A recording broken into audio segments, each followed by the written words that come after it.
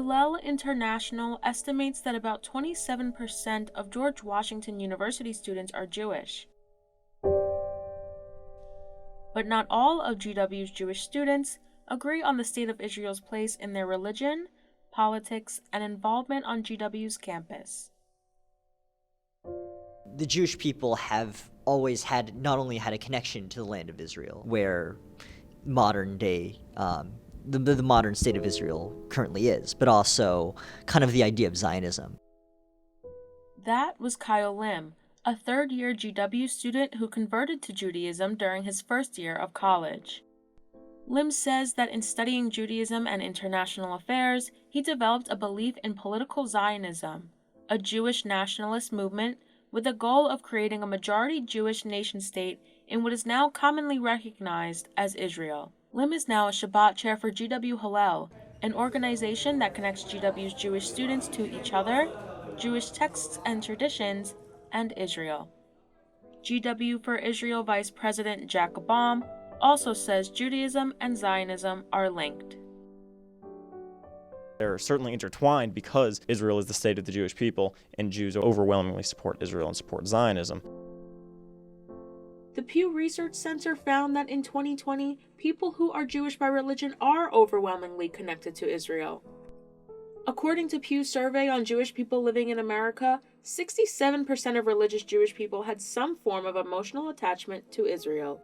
But Rachel Krumholtz, a coordinating committee member for GW's chapter of Jewish Voice for Peace, or JVPGW, is part of the 33% of religious Jewish people who are not attached to the state.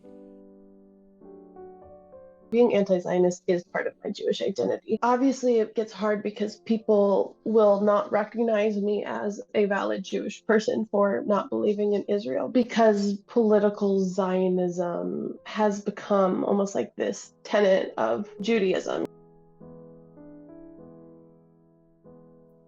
JVPGW is a chapter of a nationwide organization known as Jewish Voice for Peace. Jewish Voice for Peace is made up of Jewish people opposed to the nation-state of Israel.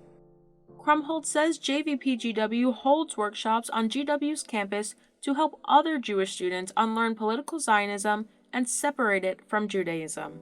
But Krumholtz says it has not been easy for JVPGW to gain support at GW.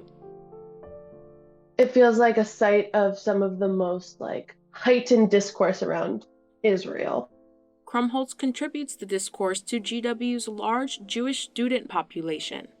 If you're Jewish, you have some sort of relationship to Zionism, but because so many students on campus are Jewish, it means that we are all bringing these different kind of opinions and relationships to Israel on to this campus.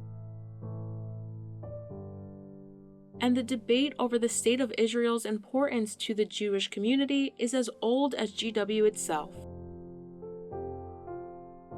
Maha Nassar, an associate professor in the School of Middle Eastern and North African Studies at the University of Arizona, says political Zionism emerged in the 1800s as a reaction to European nationalist movements that persecuted Jewish people.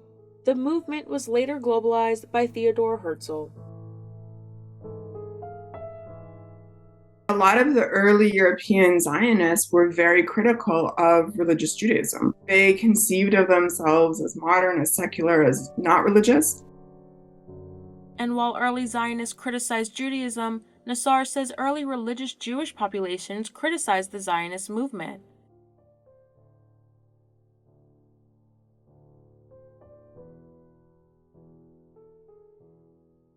There was a tension from the very beginning between Zionism and Judaism, even as Zionists take up the mantle of claiming to speak in the name of Jews all over the world. And that same tension between Jewish folks is lively on GW's campus today, as some of GW's Jewish students, like Lim, see JVPGW's anti-Zionist, pro-Palestinian stance as a disservice to the Jewish community.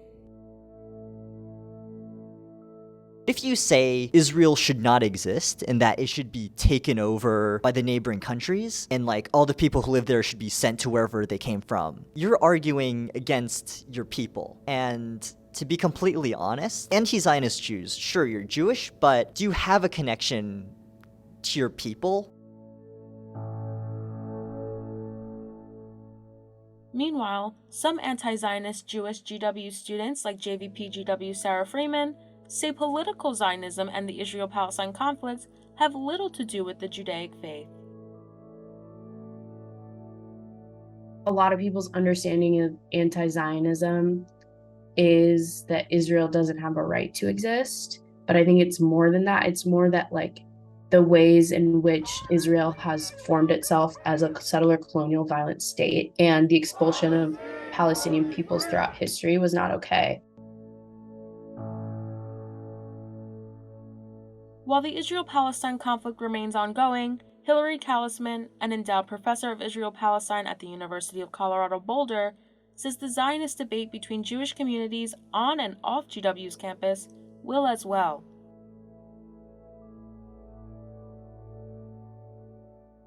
I do think that particularly for Jews in the US, right, it's a question of, does your religious identity as a Jew imply something or require something about how you feel about Israel? But I think that part will continue to be complicated.